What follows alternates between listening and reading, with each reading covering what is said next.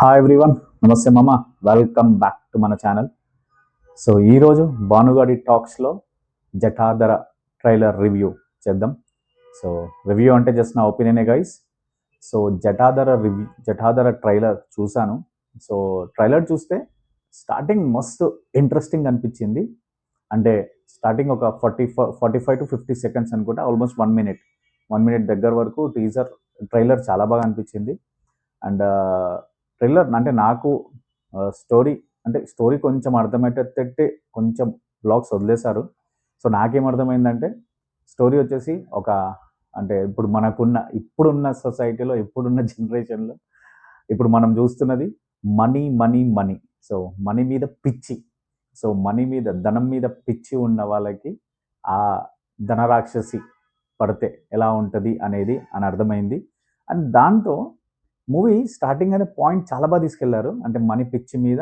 So I mean అక్కడి అప్పటి పురాణ ఓల్డ్ డేస్లో ఏంటంటే ధనాన్నంతా దాపెట్టేవాళ్ళు, కింద తవ్వి దాపెట్టేవాళ్ళు కదా. సో అలా ధనాన్నంతా దాపెడితే ఆ ధనాన్ని కాపలాగా ఒక రాక్షసి ఉంటుంది. సో ఆ రాక్షసిని దాటి ముందుకెళ్తేనే ధనం దొరుకుతుంది అన్నట్టు. సో దీంట్లో ధన పిచ్చితో ఉన్న ఒక ఆమె, సో ఆమెకి ఆ దయ్యం పడుతుంది. సో ఎలా ఉంటుంది అనేది స్టార్టింగ్ అనిపించింది. కానీ మధ్యలో కొంచెం చేంజ్ చేసినట్టు అనిపించింది ప్లాట్ని.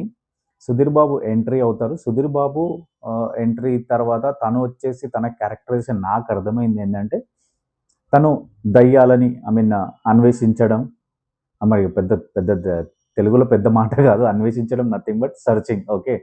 సో అన్వేషించడం, సో దాన్ని ట్రీట్ చేయడము తనకి ఒక హాబీలా అనుకుంటాను.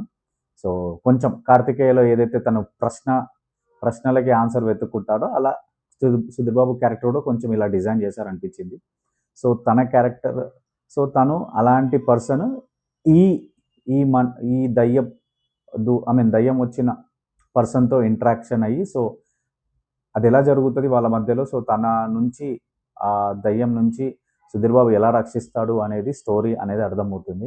సో ఓవరాల్గా ఏంటంటే ఒక మంచి ప్లాటే, మనీ పిచ్చి ఉండడం, సో అనే మంచి ప్లాట్ తీసుకున్నాడు. దాన్ని కొంచెం కొంచెం మనకి హారర్ మోడ్లో తీసుకెళ్ళడానికి ట్రై చేశారు. అండ్ సుధీర్ బాబు యాక్టింగ్ అయితే, సుధీర్ బాబుకి యాక్చువల్గా నాకు తెలిసి is one of the finest actor మనకి. బట్ తనకి ఇప్పటి వరకు జరిగిన దాంట్లో ఏంటంటే తనకి స్టోరీ అనేది ప్రాపర్గా సెలెక్టింగ్ చేసుకోలేవేమో అని అనిపిస్తుంది. ఎందుకంటే తను మంచి యాక్టర్, తనలో మస్తు పొటెన్షియల్ ఉన్న యాక్టర్. బట్ తనకి ఇప్పటి వరకు అలాంటి ప్రాపర్ కమర్షియల్ మూవీ అయితే పడలేదు ఇంకా. బట్ సీరియస్గా ట్రై చేస్తుంటారు. చాలా బాగా అనిపిస్తుంది. తన యాక్టింగ్ బాగుంటుంది, చాలా జెన్యున్గా అండ్ సూపర్గా అనిపిస్తుంది తన యాక్టింగ్.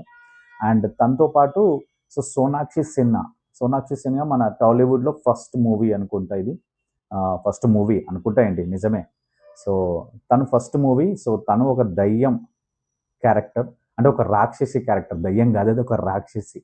సో రాక్షసి క్యారెక్టర్లో, సో ఇక్కడనే కొంచెం నాకు అనిపించింది అంటే సోనాక్షి సిన్హా ఆ క్యారెక్టర్కి అంటే ట్రైలర్లో అయితే వావ్ అయితే అనిపించలేదు.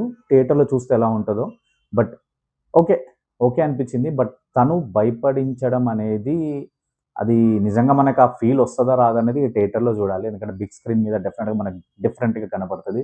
ట్రైలర్ ఎంతైనా మనకి వేరు, సినిమా వేరులో ఉంటుంది. సో ఒకవేళ కనుక నిజంగానే తను కనుక భయపడిస్తే మనల్ని, డెఫినెట్గా మూవీ హిట్ అయిపోతుంది, క్లియర్ ఇది. ఎందుకంటే రాక్షసి అంటే మనకు అదే కదా. సో ఆ హారర్ ఫీల్ తెస్తేనే కదా డెఫినెట్గా మనకి మంచిగా అనిపిస్తుంది, కొత్త ఎక్స్పీరియన్స్ అవుతాం. సో ఆల్మోస్ట్ ఇప్పుడు ఆ హారర్ జోన్లో వచ్చిన మూవీస్ ఆల్మోస్ట్ అన్నీ బాగానే క్లిక్ అయ్యాయి. సో ఇది కూడా మనకు కొంచెం అలానే అనిపిస్తుంది. అండ్ హిందీలో అయితే సూపర్గానే ఉంటుంది డెఫినెట్గా. ఎందుకంటే హారర్ అక్కడ ఆల్మోస్ట్ హిట్ ఫార్ములా అది.